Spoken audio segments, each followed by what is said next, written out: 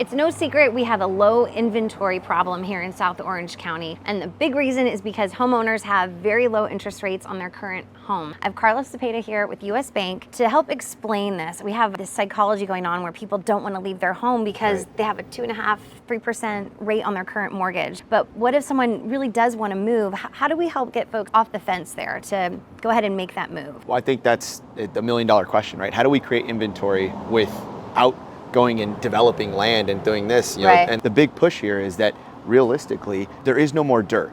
Orange County's running out of dirt, I mean, right? So there are new construction properties that are going around, but how do we get a seller, like you said, to move off of his 2.5%, 3%? How do we get that family to go find something? There's a couple different ways. One, we would discuss the 2-1 buy down, and that's something that a lot of sellers should really consider when selling. Like, look, how can I go get a rate that's comparable to what I have or close to it to go get the property that does fit my family's needs? Because you do have, I talk to them, and I'm sure you do as well. We do have sellers, families, folks that are in a 3-bedroom when they need 4, when they need 5. They're in a 2-bath when they need 3. They've got kids that are yard now. All of a sudden the kids need to play outside. The kids need to play. I mean, the big struggle is, you know, they've got 3 kids or 2 kids and they're sharing a bathroom and it's a consistent friction. You know, they need to play sports, they need to practice, they need to do this. So there's these things that we need to get them around. So how do we get a seller to say, my payment's $3,000?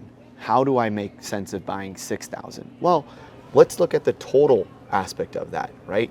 If you can look at the seller and say, look, you're going to get a great value number for your house now, because there will be, no matter what anybody wants to say, there will be a moment of contraction in real estate. Real estate cannot always just go up, okay? It will come down. Right now, it's still inverted. It's still going up. So let's get you, you're not going to get 2021 price, but you get close to it, and maybe you do get 2021 price. Well, yeah, and if you're at a 2.5% or 3%, your home probably has appreciated significantly amount that in the last 2 years, that allow you to dump that money into that other property. Now, here's what I've been doing is, let's just say somebody bought a house for 1.5, it's worth 2 today, and they need a 2.5 property. So they go and they have that equity built in, have the down payment already. It's a transfer of funds, right? So now they have 80%, sometimes even they're working into 20, 30% of this new property. But Carlos, we don't have money now to then rehab it. We don't have money to do any of the things that we did. So now we're buying a property and we have to do work on it. Well, yes and no. So what if we could get you into that property and then tie in a home equity line of credit behind it? Give you that construction cost that you're not tapping into every one bit of your savings. So now you're borrowing against that at a very comparable rate, at an interest-only payment. And for folks that don't know what that means, it means you're paying a lower rate of interest. You're not adding to the balance, not a deferred interest. You're just leaving that 100, 150, 200,000 that's going to fix the property, make it what it needs to be for you and your family. And what you've created there, that added value to your family that can't be just looked at a monetized number. You've put your family in a better school district. You've put your family in a bigger home, in a more comfortable space. And there's a creed that is always around in the military and other specific leaders. You know, they always say that if your family isn't your family life, if your home isn't in order, how can you expect the rest of your life to be? So if you're wondering that, why am I frustrated? Why am I angry? Well, you can make $1 million a year, but if you wake up angry and frustrated, your life is going to be angry and frustrated. But if you can go through and change that, and maybe it is a home, maybe it is a different location, maybe it is a change of scene, and we can help you do that. And now you'll wake up every morning and you feel content, and you feel happy, and you feel at peace. Your life will be content, happy, and at peace. And it's possible to make that jump and not have it be impossible to muster up the funds every month, right? I mean, it's not impossible to go from a 3% mortgage to now maybe a 5% mortgage. There are ways to work these numbers. Look, we can look at a 2-1 buy down to get that 6.5 down to 4.5. So now it's a 1.5% increase. So now that payment jumps up $1,500. Okay, so how do we get around that? Well, let's be real honest with ourselves. We got into a property, we got it at 2.5%. We're likely, for most people, living below where our income was. Now, you're not going to be looking at a property if one of you was laid off, if something was changing. If you're really in this space, you're looking at that your income has stayed the same or likely grown. So you're in a better place. You've also been able, because everything was shut down, a lot of us were able to stack a lot of cash because we weren't able to do anything. All right? So you have those funds that are there. You have that opportunity. And I always have these conversations with sellers when realtors like yourself refer to me. I say, so where's your money? I have $250,000 sitting in a savings account. So you're earning 0% to maybe 4% on your money, depending on where it's at, when you could have bought a property and earned 10%. So if you can get into the right property, the best part, again, I started by saying this, and there is a specific reason, is the best part about Orange County, specifically South County, where we are right now, is there's no more dirt. So when there is no more of something, guess what happens to that something? Good old supply and demand. It goes up. So if you get in today, in a blink of an eye, 5, 10 years, we can't even think of, try to rewind your head to 2018 to 2020. It's hard. So if you can just do that moving forward, in a blink of an eye, 5 years, your house could be worth 5% more than what you bought it for, conservatively. Way better than letting that $250 sit in a savings account. Earning what? 4% for a year, if that. Maybe. If that. And that's going to change. As the federal fund rate comes back down, that will be retracted as well. The bank is there to make money for the bank, not for you as a client. That's what it's there for. You, as a person, invest in yourself. Real estate is investing in yourself. There's never a bad time to buy Southern California real estate. There's never a bad time to buy Orange County, South County real estate. Because again, the golden thing is the dirt. There's nowhere else to build. And to that point, it's almost, if you're sitting at that 1.5 house, you need the 2.5 house. Well, now you are more greatly invested in the real estate market. So you're not, yes, this home will appreciate, but if you can upgrade to what you need, it's a larger asset. Potentially more upside. There's always going to be the upside to it. And the downside is something that folks really have a hard time, including myself. Okay, I'm one of these people, right? But we all have to do this. We have to do better at it. We have to understand that rates are short term, okay? Everything changes, but the house is not. The house is our family. It's where we spend holidays. It's where we have birthday parties. It's where we have family gatherings, friends, everything, okay?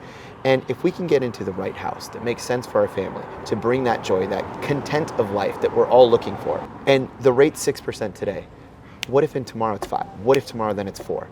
It's not going to stay this high. It cannot stay this high. I will put my stamp, and you can hold me to it, that it will not stay this high. So if I get you that 2.5, and we just don't do a 2-1 buy down. Let's just say you're at 6.5, and you hold water. You say, guys, we're only gonna do one vacation. We're not gonna do any vacations, because we're gonna buy this house. Everyone on board? Everyone's on board. The family's on board. Everyone's rowing in the right direction.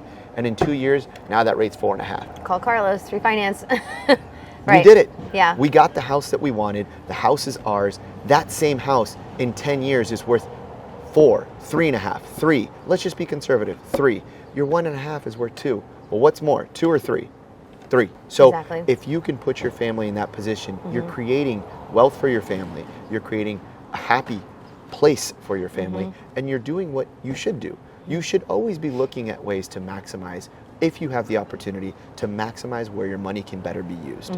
Absolutely. And I'm sure you see this with all of your clients. I know I see it where everybody's still sort of waiting. Oh, well, let's wait till rates come way down. And you might miss out on that house, which is what you're saying. But also, in reality, we're probably never going to see 2.5%, 3%. So that dream, it was cool while it lasted, right? And that's great if people, maximized it, but it's not coming back. So don't miss out on that property. That's such a great point, Kelly. And I wish more people looked at it that way, from a realtor perspective and just from a consumer and a person perspective, that we do this in all aspects of things, but specifically to where rates and real estate are. You have it on your side. Well, I think values are going to come down 10%. No, they're not. I know, it's wishful thinking. It's wishful thinking. You had this person that could have bought the 1.2 for 1.1 in 2020. And then they could have bought the 1.5 for 1.3 in 2021. And they're like, oh, in 2020, nope, now it's still 1.5. It's still it's holding. Because there's a supply and demand issue. It's just straight business. So if you can look at rates the same way, if you need 2.5 to buy 2.5, don't buy 2.5. Exactly. If you need 5.5 to buy 2.5, you can do that. And that's actually a great point for the search on my end of things. Maybe I started looking with somebody and we can afford 1.5 when the rates were super low. Now they've changed, and we're still hoping for this 1.5 house with a 6% rate. And it's like, well, let's just adjust your search parameters, get into something, and then you build your equity, and then you can go to the next house. You just have to adjust, because that 2.5%, 3% is not coming back. Well, look, the way that we can create inventory to really answer the first question you have, the most important thing is this. We need to do, lenders, realtors, people in this business need to do a better job of educating sellers as to, you don't need to be stuck in your home. It's not a downgrade. I do not like that word. I do not like the word downsize. And here's the reason why, is if you're downsizing, it has a negative connotation to it in a way, right? Okay, well, we're downsizing. No, you're just repurposing. So, for instance, my parents, they have, all their kids are grown. I'm their youngest, right? They have 10 grandkids. They have a beautiful big house in North Orange County. They're never here. They're doing what they should do in retirement life. They're enjoying their life in Margaritaville, okay? Doing what we all strive to do, okay? Dancing under the stars, being married for 60 years, doing what they need to do, right? Okay? And what I think they would say is, we're not downsizing our house. We're repurposing our house. We don't need a 10-bedroom house. Yeah. We don't have soccer kids coming over. Right. We have grandkids that just want to sit on our laps and tell us stories. Right. That's what we want. So we need to go find a more comfortable one-story house, right? So if we talk to sellers and we really say, what's the fear? Well, I don't want to be the one that sells because then people are going to think that something happened. And who cares? Right. We can't be concerned about what if the optics are. Again, it's creating the emotion that you want to wake up with every morning. Do you want to wake up stressed? Do you want to wake up with fear? Do you want to wake up angry? Or do you want to wake up at peace, happy, and content? Right. There's only one answer. Well, and I also like the point you're saying, like people are feeling sort of shackled to their house. Yes. Because of the interest rate, when maybe it's not the home that they need, and that seems like a silly thing to be married to. You have such different roads to go to, right? And it doesn't need to be a labyrinth. It doesn't need to be this maze where I can't. No, yes, you can. Again, everything can be for a purpose and nothing needs to be forever. But what does need to be forever is your strive to get into the right place for you, yourself, your family, everyone, so that you can have that right path to get to where you need to be. And if in 2020 everything was going great and you got the right house at the right rate, and now that's getting to be too stressful, it's okay, let it go. You did a great job. Yeah. You bought an asset, undervalued, now it's overvalued. Get your money, go buy something, hold, and be a genius again in a couple years. Absolutely, that's great advice. If you have a seller that is, I don't need this big house anymore, what are you waiting for? What are you waiting for? There's never gonna be a right time you're gonna always buy high, buy high, sell high, buy low, sell low. What does it matter to you? It does not matter to you. If you're really chasing that golden age, that golden hour, that retirement, just get out. Go, because tomorrow's not promised to any of us at any age.